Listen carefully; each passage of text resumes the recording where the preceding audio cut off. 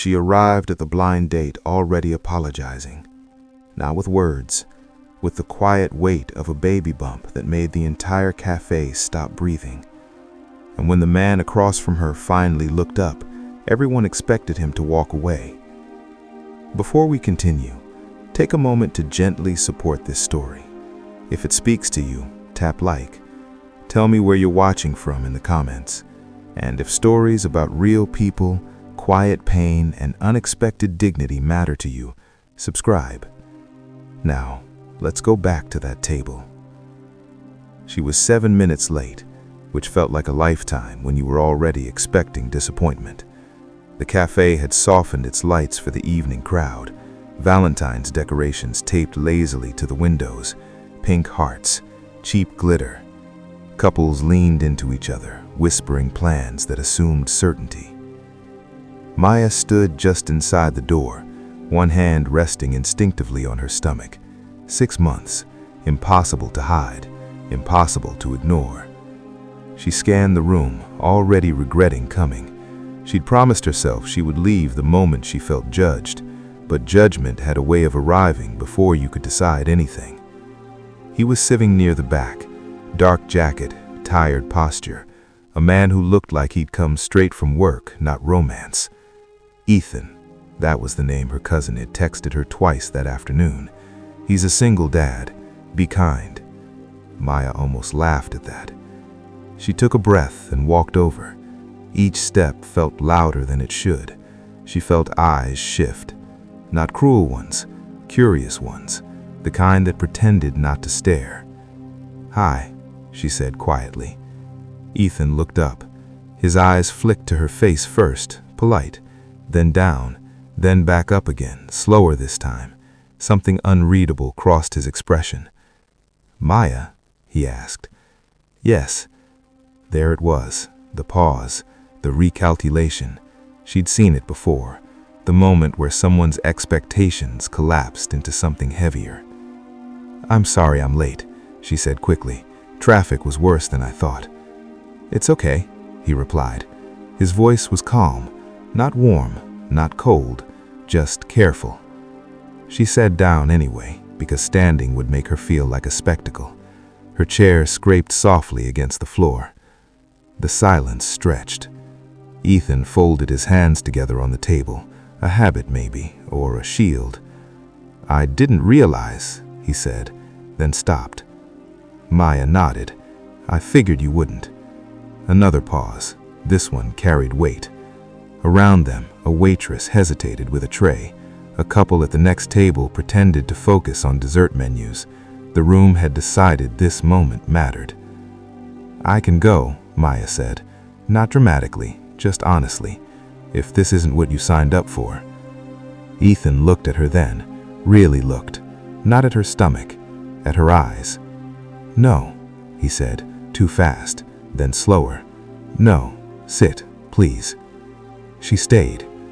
They ordered coffee they didn't really want. The waitress smiled too brightly. "So," Ethan said after a while, "do you want to tell me?" Maya exhaled. "There's not much to tell. I'm pregnant. The father isn't involved. I didn't plan this." She waited for the familiar tightening in his face, the silent verdict. Instead, he nodded once. "I have a daughter," he said. "She's 5. Maya blinked. That wasn't what she expected. Her mom left when she was 2. No warning, just a note and a bag gone from the closet. The words were plain, too plain, like they'd been sanded down by repetition. "I'm sorry," Maya said. He shrugged. "I stopped being angry, mostly." Another silence, this one different, less sharp. "Why did you come?" he asked gently. Maya looked down at her cup. "Because my family thinks I need fixing, and because I'm tired of being invisible unless people are judging me." Ethan nodded like he understood that language. A laugh broke out from another table. Someone clinked glasses. Life went on. "I didn't expect this either," he admitted, "but I'm here now." She met his eyes again. There was no pity there, no heroism, just presence. Outside, snow began to fall. thin, careless. Maya realized something unsettling. This man hadn't flinched, and she didn't know what that meant yet. Maya noticed the looks before she noticed the silence. Not sharp ones, not cruel, just the kind that lingered half a second too long, then pretended they hadn't. The cafe was full, every table taken, every chair angled toward another couple trying to pretend this night meant something permanent. Valentine's decorations clung to the walls like obligations, pink hearts, paper roses, cheap certainty. Ethan didn't look around. That was the first thing she registered. He didn't scan the room to measure reactions or search for exits. He sat still, hands folded loosely on the table, eyes on her face. Not her stomach, not the bump that changed the math of everything. "You okay?" he asked quietly. Maya nodded too fast. "Yeah, just crowded." "It is," he said. "We can leave if you want." She studied him. Most men said things like that as a test, as a way to appear decent while hoping you'd decline. Ethan said it like he meant it, like leaving wouldn't bother him more than staying. "I'm fine," she said. "I came. I should sit." She reached for the chair. As she lowered herself, the edge of the table pressed against her belly, and she had to shift awkwardly. The chair scraped, heads turned. Someone laughed softly at another table, not at her, but close enough. Ethan stood up without a word and moved the table back an inch. The motion was small, practical. He didn't make eye contact with anyone else while he did it. He sat again as if nothing unusual had happened. "Thanks," she said. He shrugged. Bad layout. A waitress appeared, young and already tired, balancing a tray of drinks.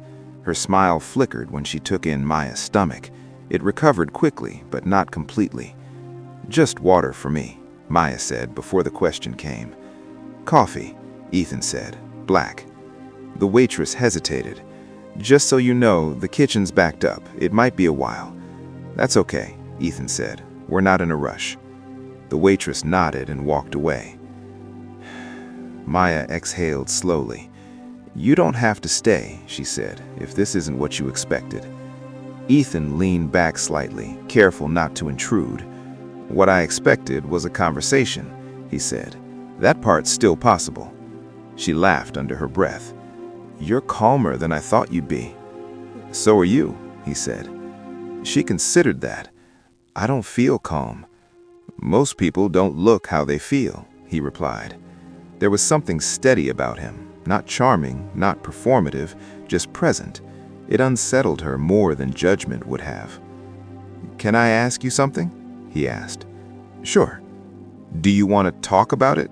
He gestured vaguely, not directly at her stomach. "Or do you want to pretend it's the first thing everyone sees?" Maya swallowed. The second option usually lasts about 30 seconds. "Then we can talk," he said. She nodded. "I'm 6 months. The father isn't involved. He left when I told him, said he wasn't ready. I didn't argue." Ethan listened without interrupting. No sighs, no sympathetic head tilts. "I almost didn't come tonight, but my sister set it up and she wouldn't stop calling." "My sister too. Different pressure, same result." "You have kids?" Maya asked. "1, 5, a son." Her eyes softened. "That's young." "So is 6 months pregnant on a blind date," he said gently. She smiled despite herself. At the next table, a man leaned back too far in his chair, laughing loudly. His voice carried. "Man, if I showed up to that, I'd be out the door." His friends laughed with him. One of them glanced over, not subtle enough. Maya felt her shoulders tighten. She stared at her hands. Ethan didn't look at them. He raised his hand slightly. "Excuse me," he said, calm and clear. The man paused, surprised. "Yeah? You're loud, and you're not as interesting as you think." The table went quiet. Someone snorted. The man's face flushed. Ethan didn't wait for a response. He turned back to Maya. "I'm sorry," she whispered. "I hate that." "You didn't do anything. Neither did I." The waitress returned with their drinks, eyes darting between tables. She set them down quickly. "Everything okay?" "Yes," Ethan said. "Thank you." She lingered a second, then left. Maya took a sip of water. Her hands were shaking slightly. "You didn't have to do that." "I know," Ethan replied. "I wanted to." She studied him again, this time longer. "Why?" she asked. He thought for a moment. "Because my son watches everything I do, even when he's not there." Something settled between them then. Not romance, not relief, recognition. They talked after that, about work, about the city, about nothing that required bravery. The food arrived late and tasted fine. The noise around them faded into something manageable. When the check came, Maya reached for it instinctively. Ethan slid it closer to himself. "I've got it." "You don't have to." "I know. I want to." Outside, the night air was cold and sharp. The street glowed with couples walking too close together. Maya paused on the sidewalk. "Thank you," she said, "for staying." Ethan nodded. "Any time." They stood there a moment longer than necessary. "Would you want to do this again?" "Not like this, just coffee, no pressure." Maya looked down at her stomach, then back at him. "Yes," she said. Maya didn't sleep much that night. Not because of nerves, not because of excitement either. It was the quiet that kept her awake. The unfamiliar kind. The kind that came when nothing bad had happened and your body didn't know how to react. She lay on her side, one hand resting on her stomach, feeling the slow, steady movement beneath her skin. The baby shifted once, then settled. Maya breathed with it, counting inhales the way she had learned to do since everything else had become unpredictable. Her phone buzzed on the nightstand. Unknown number. She stared at it for a long second before answering. "It's Ethan," came his voice, careful, like he wasn't sure he should be calling. "Hi," she said. "I just wanted to make sure you got home okay." "I did. Thank you." There was a pause, not awkward, just space. "I meant what I said about coffee." "I know. So did I." They hung up without stretching the moment. No promises, no planning, and that was exactly why she slept better after that. 2 days later, they met at a small coffee shop near the park. Mid-morning, neutral ground, no couples, no expectations hanging from the ceiling. Maya arrived first and chose a table near the window. When Ethan walked in, he spotted her immediately. He smiled, small and genuine, and waved like he wasn't sure if waving was still appropriate. He brought his coffee to the table. "I ordered before sitting," he said. "Hope that's okay?" "It is," Maya replied. "I like that you didn't ask." He sat. She noticed again how he positioned the chair slightly back, giving her space without making a show of it. They talked easily, about work. He worked maintenance for a school district. Reliable hours, not glamorous, enough. She worked remotely in digital marketing, contracts mostly paused since the pregnancy. "You're not working right now?" he asked. "Not really," she said. "Clients get nervous when you stop answering emails at 2 a.m. He nodded. That makes sense. There was no pity in his voice, just acceptance. A woman at the counter glanced over at them twice. On the third look, she leaned toward her friend and whispered. Maya caught the shape of the words, even if she couldn't hear them. Ethan noticed too. This time, he didn't confront it. He simply leaned forward and asked Maya about her favorite place in the city. The shift was deliberate, protective, without being loud. Maya answered and realized something quietly terrifying. She felt safe. Not excited, not distracted. Safe. They finished their drinks and stood outside, sunlight cutting across the sidewalk. "I should get going. I've got to pick up my son." "What's his name?" "Lucas. He's 5. He thinks dinosaurs are real and adulthood is a mistake." She smiled. He might be right. Ethan hesitated, then said, "Would you want to meet him?" "Not now. Eventually, if this keeps being a thing." Maya didn't answer right away. She thought of her baby, of the chaos already forming, of how careful she had promised herself to be. "Yes," she said finally. Eventually. The first complication came a week later. They were walking through the park, slow enough for Maya, quiet enough to talk. A man passed them, then stopped. "Maya?" She froze. It was Mark, the baby's father. Older than she remembered, or maybe just smaller now that he no longer mattered. "Wow," he said, eyes dropping immediately to her stomach. "You actually went through with it." Ethan stiffened beside her, but didn't speak. "I'm walking," Maya said flatly. "Huh, figures. Who's this?" "My friend." Mark looked Ethan up and down. "You know that's not yours, right?" Ethan met his gaze calmly. "I know." Scoff. "Good luck with that." As he walked away, Maya's hands shook. The park felt suddenly too open. Ethan waited until Mark was gone before speaking. "Do you want to sit?" They found a bench. Maya breathed until the world steadied. "I'm sorry," she said. "For what?" Ethan asked. "For all of this." Ethan looked at her, really looked. "You didn't cause this. You survived it." She swallowed hard. That night, alone again, Maya realized something. This wasn't a story about being saved. It was a story about being seen. And she wasn't sure what came next. The first time Maya met Lucas, she almost didn't go.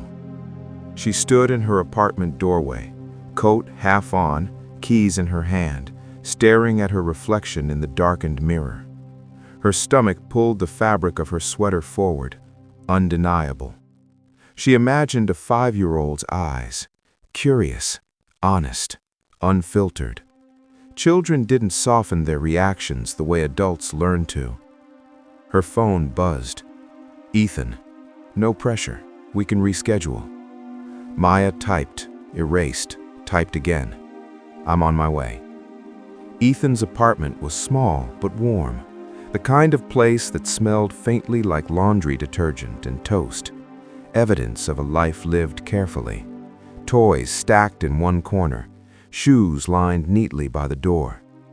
Lucas appeared from the hallway, clutching a plastic dinosaur with one missing leg. "This is Maya," Ethan said gently, crouching to his son's level. "She's my friend." Lucas stared at her stomach for a full 3 seconds. Maya waited. She had learned not to rush moments like this. "There's a baby in there," Lucas said matter-of-factly. "Yes, there is." "Is it loud?" She smiled. "Sometimes." Lucas considered this, then nodded, satisfied. "Okay." He walked away. Ethan let out a breath he hadn't realized he was holding. Dinner was simple. Pasta. Too much garlic. Lucas talked about school, about a kid who cheated at a board game, about how dinosaurs would definitely win if they ever came back. Maya listened. Not performative, just present. At one point, Lucas slid his chair closer to her. No announcement, no testing, just proximity. Ethan watched this quietly. After dinner, while Lucas colored at the table, Ethan walked Maya to the kitchen under the pretense of clearing plates. "You okay?" he asked. "Yes," she said, and meant it. That night, when Ethan walked her out, the air felt different. He hesitated before opening the door. "I don't want to rush this, but I need to be honest." She nodded. "My son comes first, always." "I know, so does mine." Their eyes held. Something solid passed between them. Not romance, agreement. The second complication came from somewhere else entirely. Maya's mother. It happened over brunch, a public place, the kind of place where voices carried and privacy dissolved quickly. "So," her mother said, stirring her coffee too aggressively, "you are seeing someone." Maya nodded. "Yes." "And he knows?" Her mother gestured downward. "Yes." Her mother leaned back, assessing. "Is he capable?" Maya stiffened. "Of what?" "Of taking responsibility. You can't afford another disappointment."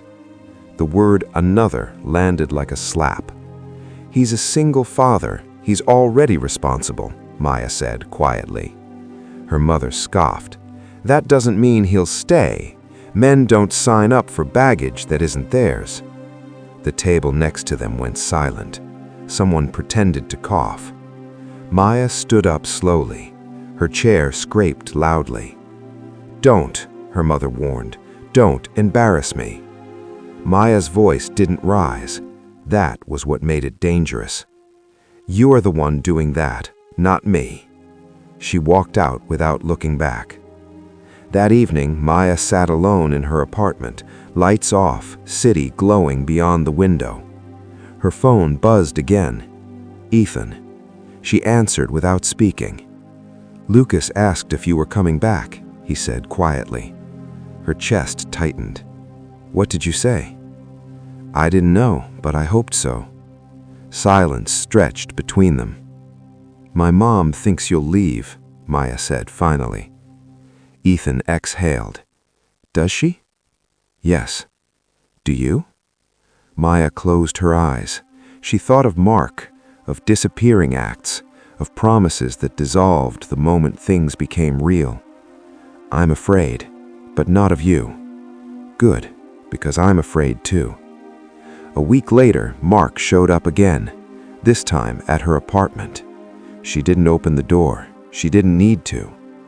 "You think some guy's gonna raise my kid?" he called through the wood. "You're delusional." Maya leaned her forehead against the door, hands shaking, breath shallow.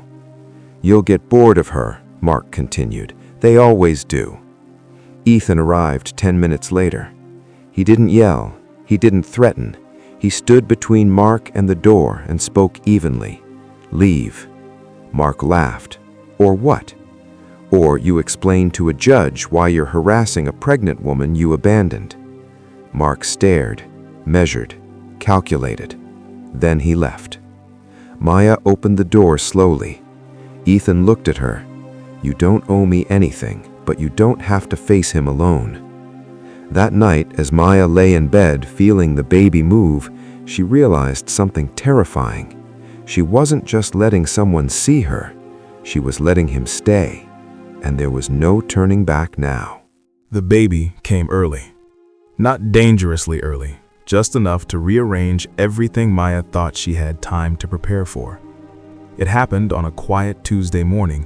No drama, no rush of panic, just the tightening that didn't fade, followed by a calm, heavy knowing in her chest. She called Ethan before she called anyone else. "I think it's time," she said. "I'm on my way," he replied, already moving. The hospital room was small and pale, the kind of place where sound felt softened.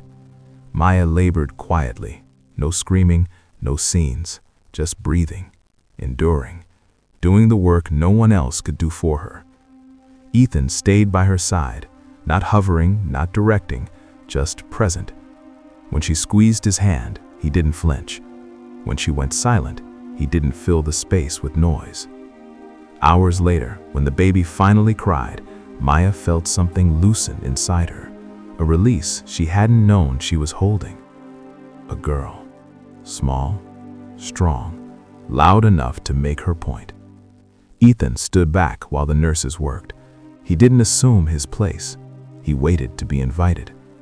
When Maya looked up at him, exhausted and raw, she nodded once. He stepped closer. The baby was placed in Maya's arms, then carefully, briefly, into his. Ethan's breath caught, just once. "She's beautiful," he said quietly. Maya watched him closely. His hands were steady. His expression was not overwhelmed, it was reverent. This mattered. 2 days later, Mark showed up at the hospital. Maya was awake when he entered. The room stiffened around him. "I heard," he said. "I came to see her." Ethan didn't move. Maya did. "You can't," she said. Mark frowned. "You have rights." "You had chances," she replied. Her voice didn't shake. "You walked away." Mark scoffed. You think he's going to play house with you forever?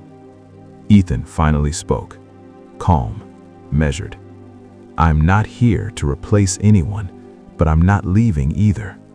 Mark laughed, but it sounded hollow. You'll regret this, he muttered, backing toward the door. Maya didn't respond. She didn't need to. Weeks passed. Life rearranged itself around feedings and naps and quiet moments that mattered more than anything that came before. Ethan came over often, sometimes with Lucas, sometimes alone. He never assumed, he always asked. One afternoon, Lucas sat on the couch beside Maya, watching the baby sleep. She's tiny, he whispered. She'll get bigger, Maya said. Good, I want to teach her dinosaurs. Maya smiled.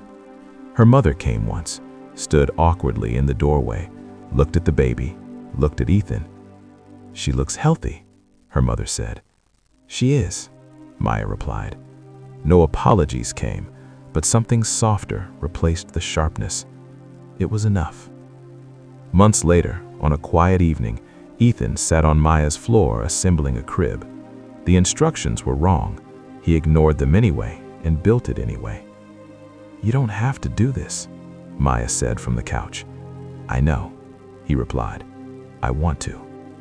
She watched him work, careful, patient, not trying to impress. That was the thing that finally broke her.